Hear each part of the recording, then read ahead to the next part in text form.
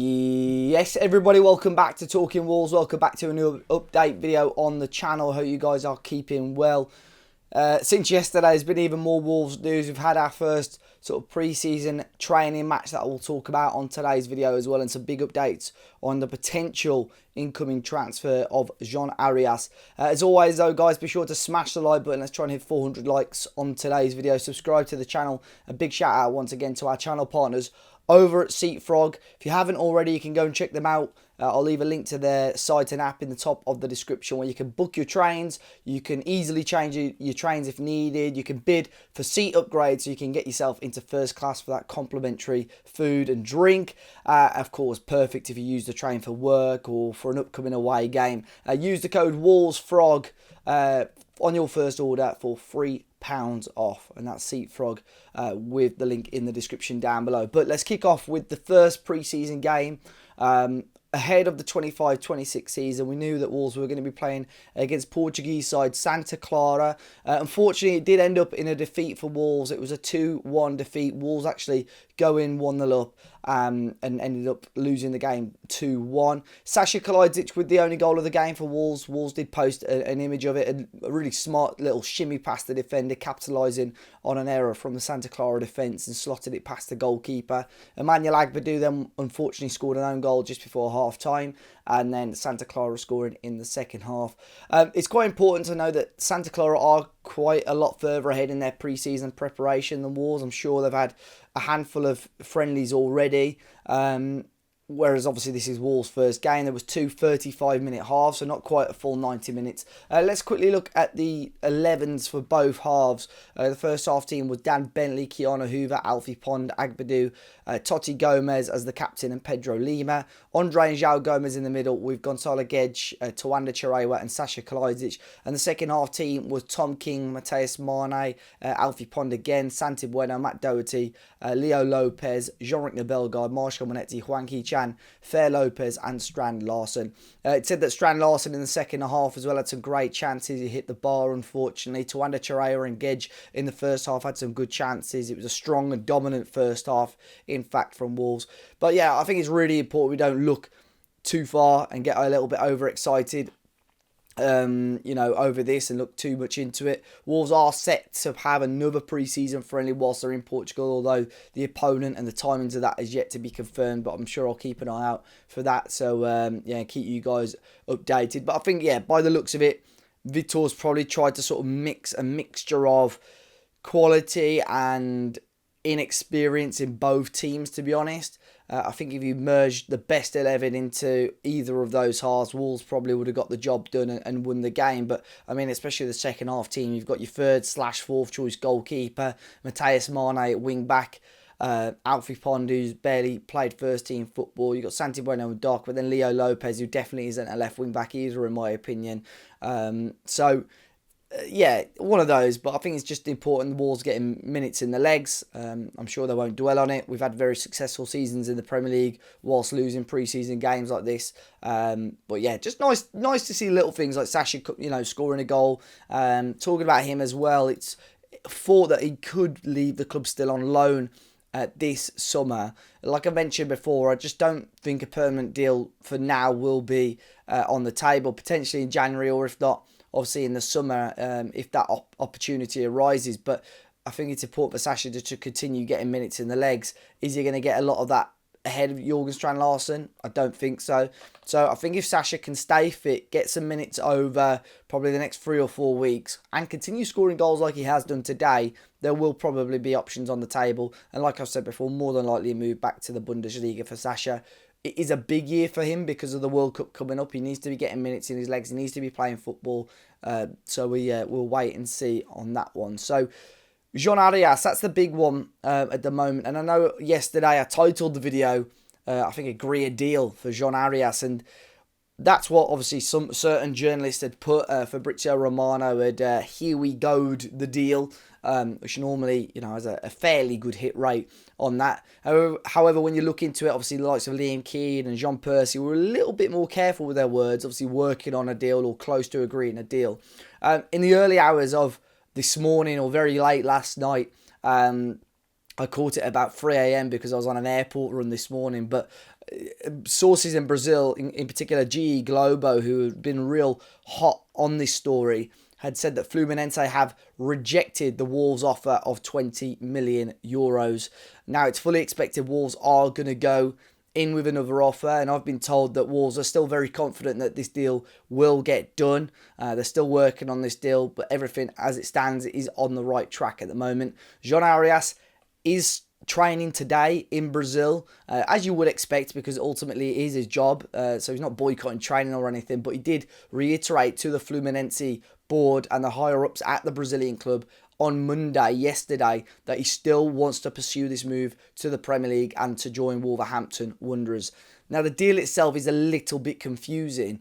If I had to compare it to something, it's probably similar to Max Kilman leaving Wolves to join West Ham United. If you remember, there was a little bit of talk on his former club getting a certain percentage of the deal. And basically what Wolves had to do was say to his former club, look, we need to get this deal over the line, but West Ham United don't want to pay above this much. If you just cut your percentage down a little bit, you still get a big chunk of money, we get our money, and West Ham get their player.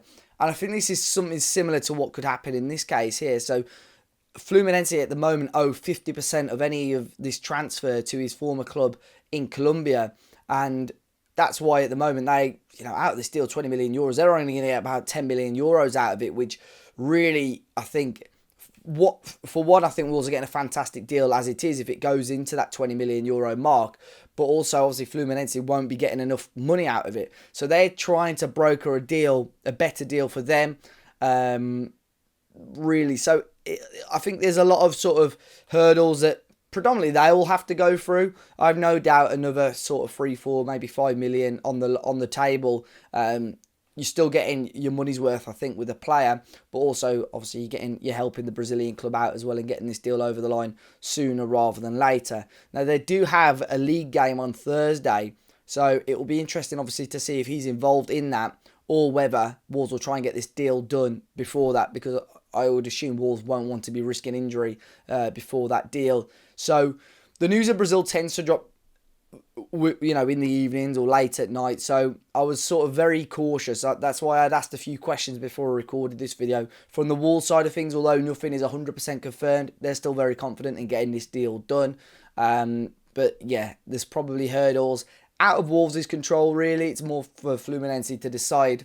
That's in my opinion anyway. I would assume they're wanting more money out of this deal because ultimately 50% of it is going to another club. So let's wait and see, but hopefully the next 24 hours or so gives us a little bit more confidence in that. But we saw some more positive news yesterday evening as well, that Wolves are pushing now in talks to sign the to sign Mark Pubel, the Almeria right back. I spoke about him, I think, last week. It was posted by a Spanish journalist, Angel Garcia, about this, with AC Milan also interested, and then another few sources, Fabrizio Romano and Matteo Moretto, both reporting that Wolves are now pushing to sign him. Italian clubs, I would assume, including AC Milan, are still looking at the deal, but Wolves wanting to push forward. Other sources and reports suggesting it's going to take probably around the 15 million euro mark. But this is an interesting, really well-built defender, to be fair. Could probably slot in at right centre-back, but you would assume this is going to be a deal to play at right wing-back. Of course, we're none the wiser on the Nelson Semedo situation at the moment either. He is doing his own individual training in Portugal, obviously not with the squad at all at the moment. As it stands, his Wolves contract has expired. He's not a Wolves player, but the club still do not know what his decision is. So I was aware the contract offer is still on the table. I would assume that offer will stay on the table until Wolves do get a right back in, to be honest. And that is probably why Mark Pubel is someone they're pushing for. And I assume if this deal gets close, the contract offer for Nelson Semedo will be taken off the table. But that's one maybe for us to look at over the next few days or so. Another player, according to Matteo Moretto, that Wolves are looking at is the Atletico Madrid winger Samuel Lino. Now, we again have spoken about him towards the end of last season, maybe a little bit before that. Atletico Madrid are looking at options to move him on. They've offered him to a number of Premier League clubs. It said that Wolves and Nottingham Forest are two teams that are interested in him, valued at around 20 to 25 million euros. Atletico Madrid, another club, real strong links with Jorge Mendes, who is obviously taking a little bit of control back again in Wolverhampton Wanderers. 25-year-old, could play on the left-hand side, probably you know, a lot of fans looking at this probably see him more suited to the left wing back role, which I think he could probably play. So this is an interesting one. I think him as a left wing back, Pubel coming in maybe as the right wing back. I don't know, but this is another good player. I think in the 25 years old, that sort of fee region, about getting for that €20 million mark, I think that's a really decent bit of business for Wolves as well. And I have no doubt he will be moving on. Let's see if Wolves can accelerate and try and get this deal done their end. Another player based in Spain, this is the third one on the bounce that I'm mentioning, Pablo Garcia, 19-year-old Spanish winger. This kid looks like a bit of a wizard, to be fair. The player has been linked with Wolves. A release clause of around €30 million in his current contract. That's not to say that Wolves would spend that much on him, but looks like a real talented young player. Of course, I know a lot of people watching this are probably fed up of Wolves being linked with these young players. Not a huge amount of first team experience, but looks magic for the Spain under-19s in the recent Euro under-19 competition. Scored 4 goals and got an assist against Germany in the semi-final. One of those goals being direct from a corner as well. So it looks like a really exciting player. Not too much on this at the moment. Betis still have to sell players. We'll have to see what happens with him if we get that one over the mark and if we do sign him. But that was according to Estadio Deportivo. So we will see if anything else does come to fruition with Pablo Garcia in the coming days. Another story coming from Spain is linking Wolves with the Getafe forward, another player from Spain actually, Cristantus Uche, the Nigerian international. Wolves, Brighton and Leeds United all linked with an interest in the forward. Again, I'm not 100% on this one. I don't think this is as serious as some of the other players that I've mentioned in today's video, but the player is not taking part in Getafe's pre-season squad as it stands, and that's not to say he's refusing to train, but the club have basically said, look, you know, we know you want to leave, we're open to a sale, so we'll let you sort that out. So at the moment, he's sorting his future, price tag of around 15 to 20 million euros. Again, like I said, I don't think this one is as serious as some of the others that I've mentioned, but I think with that price tag, potentially something Wolves could maybe look at. So again, nothing too much on him at the moment, but Cristantus Uche, a player who has been linked with Wolves previously, has been linked again over the last day or so in Spain. And to finish off, James Storer, the Wolves Academy goalkeeper, had a couple of real decent loan spells over the last year or so.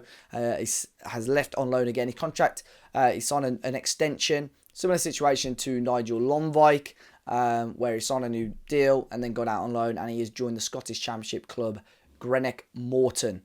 So best of luck to James Storer this season. And that is all for today, guys. Hopefully that is lots of information for you. Like I said, and I want to reiterate the Jean-Arias deal still as it stands, looking okay. Final fees and so on to be agreed. I've no doubt the player has, you know, will agree terms with Wolves. So it's all about getting that fee confirmed and sorted. But as always, be sure to smash the like button down below. Subscribe to the channel if you haven't already, guys. I'll catch you on the next one.